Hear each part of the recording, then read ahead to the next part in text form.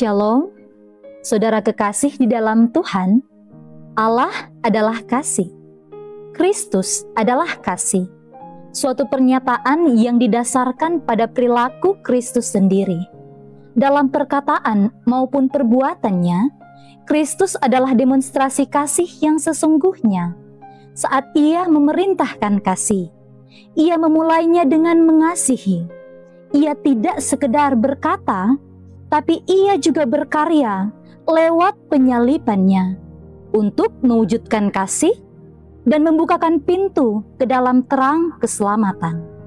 Maka demikian kasih kepada Tuhan adalah yang sepatutnya kita lakukan, sebab Ia telah lebih dulu mewujudkan dan menyatakan kasih itu bagi kita. Lalu, bagaimanakah kasih kita kepada sesama? Firman Tuhan mengingatkan, siapa yang ada di dalam terang, tapi membenci saudaranya, maka dia dalam kegelapan. Kasih kepada Tuhan dan kasih kepada sesama adalah kesatuan yang tidak dapat dipisahkan. Orang-orang yang memiliki hati untuk Tuhan juga harus memiliki hati untuk orang lain. Meski mungkin kita tidak menyenangi caranya, sikap atau tindakannya, kita harus tetap mengasihinya sebagai pribadi yang dikasihi dan yang ditebus Allah. Seorang teolog bernama Herschel Hobbes mengatakan, orang Kristen boleh berhenti untuk setuju, tapi mereka tidak pernah boleh berhenti untuk mengasihi. Hidup mengasihi adalah hidup anak terang. Dan hidup sebagai anak terang tentu takkan ada penyesatan.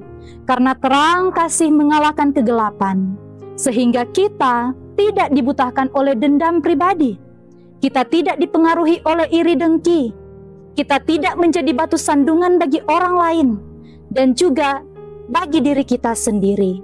Maka lakukanlah kasih dan kebaikan, karena Allah berkenan kita mengusahakan yang paling baik bagi semua orang. Sabar akan yang lain, rela untuk menanggung beban, menolong tanpa mengenal pamrih, rendah hati terhadap sesama, menjadi berkat di dunia. Meski terdengar sukar, karena dunia dan segala isinya tentu menarik, tapi hal yang memikat sesungguhnya bersifat mengikat. Tawaran yang awalnya menyenangkan sedang menggerogoti dan membinasakan iman kita. Harta, jabatan, kekuasaan tentu menyenangkan, namun hati yang telah terikat pada tawaran dunia bersifat berubah menjadi cemar dan jahat, menjadi hidup yang penuh ambisi, kedagingan, dan keangkuhan. Jadilah berkat di dunia. Seperti kapal, tempatnya adalah laut, tapi Allah tidak menghendaki kapal masuk ke dalam laut. Demikian saat ini, tempat kita ada di dunia, tapi Allah tidak menghendaki kita hidup dengan cara kerja dunia. Jangan kita usahakan kesementaraan di dunia ini, lalu kita abaikan kekekalan hidup bersama Allah Bapa nantinya.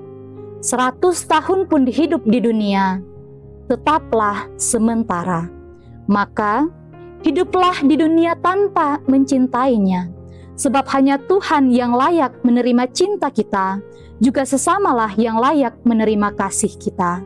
Suatu kalimat yang indah dari Rasul Yohanes dalam suratnya ini berbunyi, demikian dunia ini sedang lenyap dengan keinginannya, tetapi orang yang melakukan kehendak Allah tetap hidup selama-lamanya. Layaknya seorang anak, kita dapat menerima pengampunan. Layaknya orang tua, kita punya kedewasaan iman. Layaknya seorang muda, kita bersemangat dan tetap kuat dalam tantangan. Kasih Allah kekal selama-lamanya. Tuhan Yesus memberkati.